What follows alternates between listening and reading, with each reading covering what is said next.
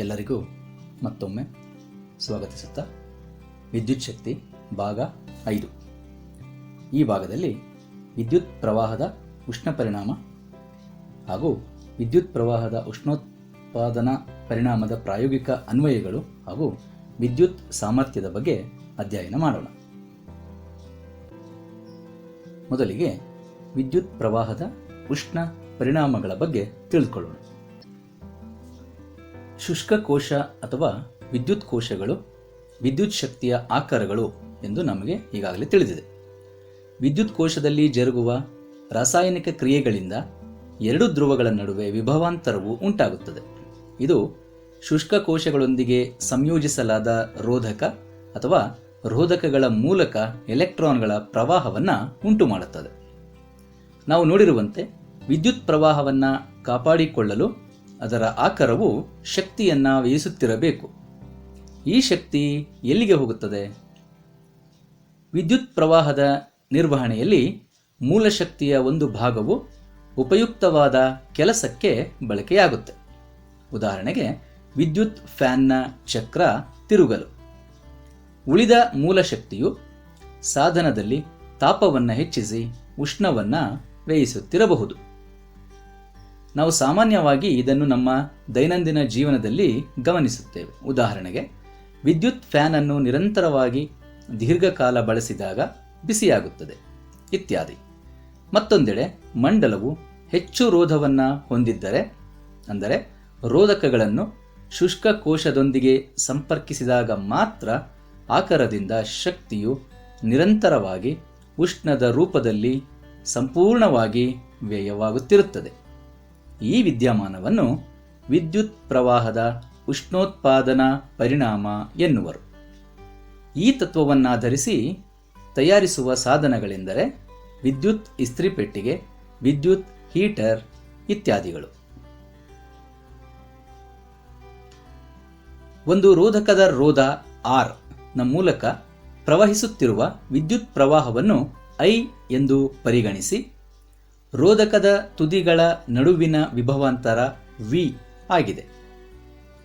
ವಿದ್ಯುದಾವೇಶಗಳು ಅಂದರೆ Q ಪ್ರವಹಿಸುವ ಸಮಯ T ಆಗಿರಲಿ. ವಿದ್ಯುದಾವೇಶಗಳು Q ವಿಭವಾಂತರ V ನ ಮೂಲಕ ಪ್ರವಹಿಸಿದಾಗ ನಡೆದ ಕೆಲಸ V ಇಂಟು Q ಆಗಿರುತ್ತದೆ. ಆದ್ದರಿಂದ ಆಕಾರವು V Qಗೆ ಸಮನಾದ ಶಕ್ತಿಯನ್ನು T ಕಾಲದಲ್ಲಿ ಸರಬರಾಜು ಮಾಡಬೇಕು. ಹೀಗಾಗಿ ಆಕಾರದಿಂದ ವಿದ್ಯುನ್ಮಂಡಲಕ್ಕೆ ಪೂರೈಸಲಾದ ವಿದ್ಯುತ್ ಸಾಮರ್ಥ್ಯ ಅಂದರೆ P is equal to V Q by T, that is equal to V into I. ಈ ಅಧ್ಯಾಯದ ಮೊದಲನೇ ಸಮೀಕರಣ ನಮಗೆ ಗೊತ್ತು, I is equal to Q by T. ಆದ್ದರಿಂದ ಇಲ್ಲಿ Q by T ಅನ್ನು 5ರಿಂದ ಸ್ಥಳಾಂತರಿಸಿದಾಗ ನಮಗೆ ಸಿಗುವ ಸಮೀಕರಣ P is equal to V into I. ಅಥವಾ ಆಕಾರದಿಂದ ಮಂಡಲಕ್ಕೆ T ಸಮಯದಲ್ಲಿ ಪೂರೈಸಲಾದ ಶಕ್ತಿಯು P ಇಂಟು T, ಅಂದರೆ V into I into T ಆಗಿದೆ. ಆಕಾರದಿಂದ ವ್ಯಯಿಸಿದ ಶಕ್ತಿ ಏನಾಗುತ್ತದೆ? ಈ ಶಕ್ತಿಯನ್ನು ರೋಧಕವು ಶಾಖದ ರೂಪದಲ್ಲಿ ಹೊರಹಾಕುತ್ತದೆ. ಆದ್ದರಿಂದ ಸ್ಥಿರ ವಿದ್ಯುತ್ ಪ್ರವಾಹ I ನಿಂದಾಗಿ T ಕಾಲದಲ್ಲಿ ಉತ್ಪತ್ತಿಯಾದ ಉಷ್ಣದ ಪ್ರಮಾಣ H is equal to V into I into T ಆಗುತ್ತದೆ. ಈ ಸೂತ್ರಕ್ಕೆ ಓಮ್ನ ನಿಯಮವನ್ನು ಅನ್ವಯಿಸಿದಾಗ H is equal to I square into R into T ಆಗುತ್ತದೆ. ಇದನ್ನು ಜೌಲ್ನ ಉಷ್ಣೋತ್ಪಾದನಾ ನಿಯಮ ಎನ್ನುವರು. ಈ ನಿಯಮದ ಪ್ರಕಾರ ರೋಧಕದಲ್ಲಿ ಉತ್ಪತ್ತಿಯಾದ ಉಷ್ಣವು ಕೊಟ್ಟಿರುವ ರೋಧದಲ್ಲಿ ಪ್ರವಹಿಸುತ್ತಿರುವ ವಿದ್ಯುತ್ ಪ್ರವಾಹದ ವರ್ಗಕ್ಕೆ ನೇರ ಅನುಪಾತದಲ್ಲಿರುತ್ತದೆ. ಎರಡನೆಯದು, ಕೊಟ್ಟಿರುವ ವಿದ್ಯುತ್ ಪ್ರವಾಹಕ್ಕೆ ರೋಧವು ನೇರ ಅನುಪಾತದಲ್ಲಿರುತ್ತದೆ. ರೋಧಕಗಳ ಮೂಲಕ ಹರಿಯುವ ವಿದ್ಯುತ್ ಪ್ರವಾಹದ ಕಾಲಕ್ಕೆ ನೇರ ಅನುಪಾತದಲ್ಲಿರುತ್ತದೆ. ಪ್ರಾಯೋಗಿಕವಾಗಿ ವಿದ್ಯುತ್ ಸಾಧನವನ್ನು ಗೊತ್ತಿರುವ ವೋಲ್ಟೇಜ್ ಮೂಲಕ್ಕೆ ಸಂಪರ್ಕಿಸಿದಾಗ ಇದರ ಮೂಲಕ ಪ್ರವಹಿಸುವ ವಿದ್ಯುತ್ ಪ್ರವಾಹವನ್ನು I = V/R ಸಮೀಕರಣ ಬಳಸಿಕೊಂಡು ಲೆಕ್ಕಾಚಾರ ಮಾಡಿದ ನಂತರ ಸಮೀಕರಣ H = I² × R × T ಅನ್ನು ಉಪಯೋಗಿಸಲಾಗುತ್ತದೆ. ಈಗ ವಿದ್ಯುತ್ ಪ್ರವಾಹದ ಉಷ್ಣೋತ್ಪಾದನಾ ಪರಿಣಾಮದ ಪ್ರಾಯೋಗಿಕ ಅನ್ವಯಗಳ ಬಗ್ಗೆ ತಿಳಿದುಕೊಳ್ಳೋಣ. ಯಾವುದೇ ಒಂದು ವಾಹಕದಲ್ಲಿ ಉತ್ಪತ್ತಿಯಾಗುವ ಉಷ್ಣವು ವಿದ್ಯುತ್ ಪ್ರವಾಹದ ಅನಿವಾರ್ಯ ಪರಿಣಾಮವಾಗಿದೆ. ಹಲವಾರು ಸಂದರ್ಭಗಳಲ್ಲಿ ಅನಪೇಕ್ಷೀಯವಾಗಿ ಇದು ಉಪಯುಕ್ತ ವಿದ್ಯುತ್ ಶಕ್ತಿಯನ್ನು ಉಷ್ಣವನ್ನಾಗಿ ಪರಿವರ್ತಿಸುತ್ತದೆ.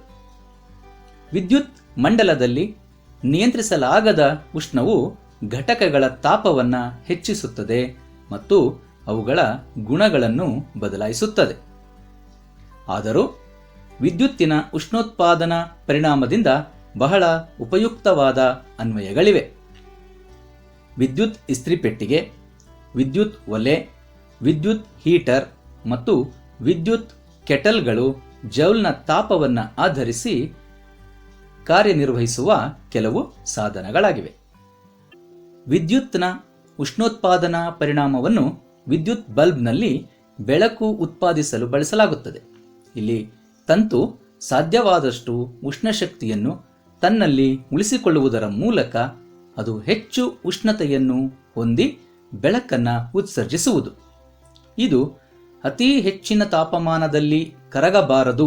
ಆದ್ದರಿಂದ ಒಂದು ಪ್ರಬಲವಾದ ಹಾಗೂ ಹೆಚ್ಚಿನ ದ್ರವನ ಬಿಂದು ಹೊಂದಿರುವ ಲೋಹವಾದ ಟಂಗ್ಸ್ಟನ್, ಇದರ ದ್ರವನ ಬಿಂದು 3380 ಡಿಗ್ರಿ ಸೆಲ್ಸಿಯಸ್ ಅನ್ನು ಬಲ್ಬಿನ ತಂತುಗಳ ತಯಾರಿಕೆಯಲ್ಲಿ ಬಳಸಲಾಗುತ್ತದೆ.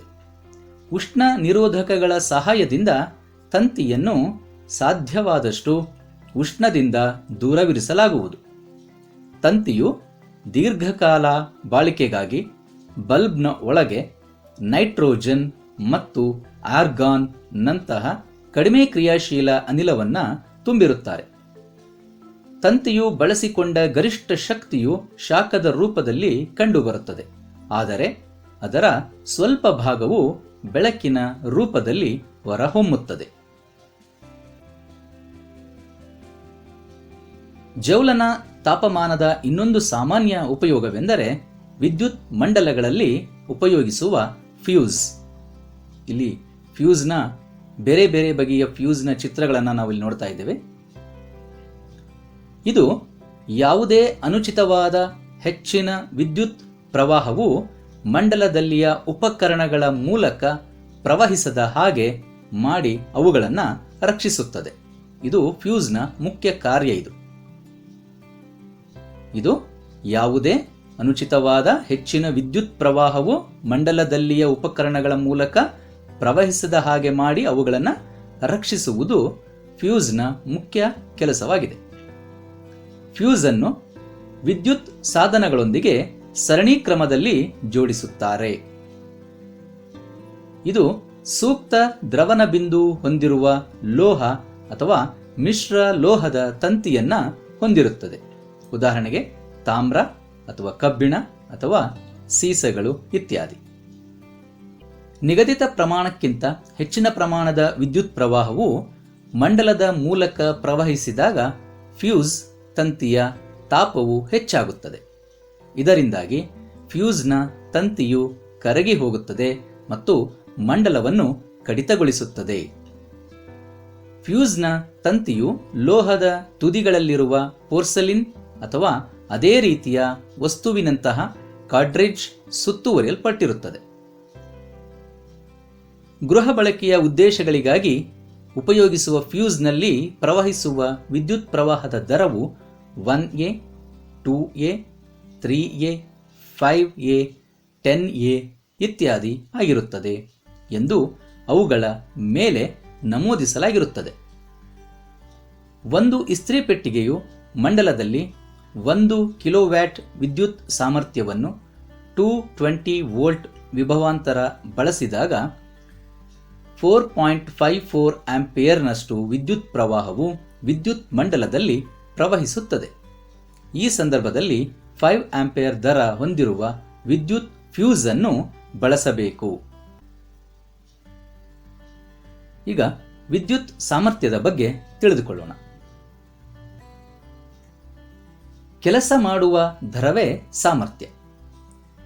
ಶಕ್ತಿಯ ಬಳಕೆಯ ದರವನ್ನೂ ಸಹ ಸಾಮರ್ಥ್ಯ ಎನ್ನುವರು ಎಂಬುದು ಈಗಾಗಲೇ ನಮಗೆ ಗೊತ್ತಾಗಿರೋ ವಿಷಯ.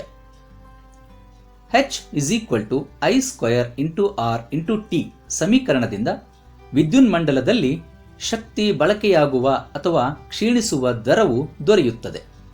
ಇದನ್ನು ವಿದ್ಯುತ್ ಸಾಮರ್ಥ್ಯ ಎನ್ನುವರು. ವಿದ್ಯುತ್ ಸಾಮರ್ಥ್ಯ P ಅನ್ನು ಈ ಪ್ರಕಾರ ವ್ಯಕ್ತಪಡಿಸಲಾಗುವುದು. P = V × I ಅಥವಾ P = I² R = V²/R. ವಿದ್ಯುತ್ ಸಾಮರ್ಥ್ಯದ SI ಏಕಮಾನ ವ್ಯಾಟ್. ಒಂದು ವಿದ್ಯುತ್ ಸಾಧನವು 1 ವೋಲ್ಟ್ ವಿಭವಾಂತರದಲ್ಲಿ ಕಾರ್ಯನಿರ್ವಹಿಸುವಾಗ ಅದರ ಮೂಲಕ 1 ಆಂಪಿಯರ್ ವಿದ್ಯುತ್ ಪ್ರವಹಿಸುತ್ತದೆ. ಆಗ ವಿದ್ಯುತ್ ಸಾಧನದಲ್ಲಿ ಬಳಕೆಯಾದ ವಿದ್ಯುತ್ ಸಾಮರ್ಥ್ಯ 1 ವ್ಯಾಟ್ ಆಗಿರುತ್ತದೆ. So 1 watt = 1 volt × 1 ampere = 1 VA. Watt ಏಕಮಾನವು ತುಂಬಾ ಚಿಕ್ಕದು. ಆದ್ದರಿಂದ ವಾಸ್ತವವಾಗಿ ರೂಢಿಯಲ್ಲಿ ನಾವು ಕಿಲೋ ವ್ಯಾಟ್ ಎಂಬ ದೊಡ್ಡ ಏಕಮಾನವನ್ನು ಬಳಸುತ್ತೇವೆ. ಇದು 1000 ವ್ಯಾಟ್ಗಳಿಗೆ ಸಮಾನ. ವಿದ್ಯುತ್ ಶಕ್ತಿಯು ವಿದ್ಯುತ್ ಸಾಮರ್ಥ್ಯ ಮತ್ತು ಕಾಲಗಳ ಗುಣಲಬ್ಧ.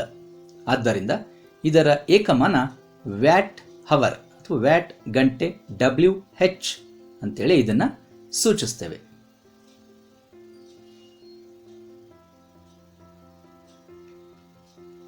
ಒಂದು ವ್ಯಾಟ್ ಗಂಟೆ ಎಂದರೆ 1 W ವಿದ್ಯುತ್ ಸಾಮರ್ಥ್ಯವನ್ನು 1 ಗಂಟೆಗಳ ಕಾಲ ಉಪಯೋಗಿಸುವುದು.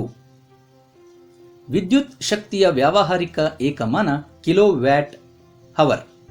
ಸಾಮಾನ್ಯವಾಗಿ ಇದನ್ನು ಯೂನಿಟ್ ಎನ್ನುವರು. 1 kilo watt hour = 1000 watt × 3600 second. That is equal to 3.6 × 10⁻6 watt second. So that is equal to 3.6 × 10⁻6 joule.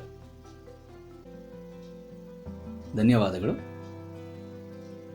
ಮುಂದಿನ ಭಾಗದಲ್ಲಿ ವಿದ್ಯುತ್ ಶಕ್ತಿ ಪಾಠದ ಮೇಲೆ ಕಳೆದ 10 ವರ್ಷದಲ್ಲಿ ಕೇಳಿದಂತಹ ಪ್ರಶ್ನೆಗಳನ್ನು ಸಣ್ಣ ವಿಶ್ಲೇಷಣೆಯೊಂದಿಗೆ ತಿಳಿದುಕೊಳ್ಳೋಣ. ನಮಸ್ಕಾರ.